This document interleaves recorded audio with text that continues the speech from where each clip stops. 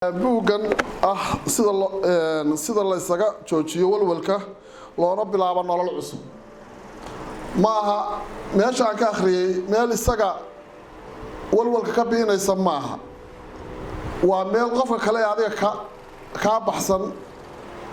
loogu talagalay inaad walwal adigu ku abuurin walwal ka biiso professor la yiraahdo William Lyon Phillips baabuga orahu qoray baa ku jirto ahayd dadka marka aad la hadlayso haddaad timajare u tagayso aad timaha ka xiiranayso haddaad rudheer u tagayso kelmadaha aad ku odhanaysaa waa inay noqdaan kelmado ammaanaya oo raalli gelinaya ha ku odhan kelmado dhibaya wuxuu tusaale u soo qaatay wuxuu yidhi hudheel meel kulayla ah ayaan hudheel baabuur fara badan anagoo wadana isugu nimid xilligu kulayla buu ahaa kastamarka meesha jooga iyo wax soo saarku way kala badnaayeen sida uu tibaaxaysan u fahmay yani dadku way dhibsadeen kala oo dhani isagu markii cuntadii ka daahday loo keenay wuxuu ku yidhi waxaan aad idinka hambalyeynaya oo idinka raalli gelinaya xilligan kulul ee aad dabka noogu jirtaan baan aad maartay idinka mahad celinaya buu ku yidhi meeshii dadkii kala lahaayeen waad naga daahdeen waqtigii baad naga qaadeen muxuu moralka u dhisay ninkii kuugahaa dabka ku jiray xilliga dabka ugu jiray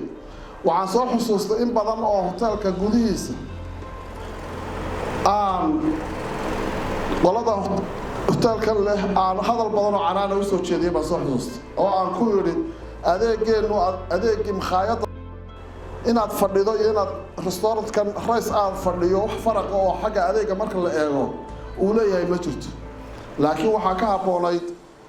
inaanan maaragtay hadalladaa ku odhanine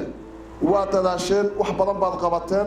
wax yar baa idinka dhiman waxaa yarna waad dhammayn doontaan inaan idhaahda waxyaabaha ka bartay weeye imika durbaba aan ka faa'iiday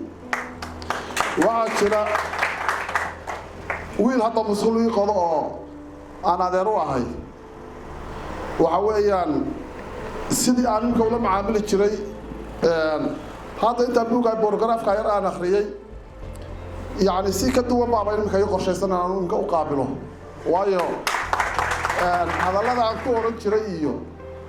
qaabka waxa qofkii isaga shaqo ka xoog badan dhagax buu ka hor yimid xoog badan sidaan ula hadli jiray iyo sidaan u qaabili jiray inaan sax ahayn baa ka fahmay imika durba waxa weeye waxyaabaha waa hal borogaraaf oo aan akhriyay page 207 bay ku taallaa waa siyaabaha igu kaliftay horta buugtan inaan iibsado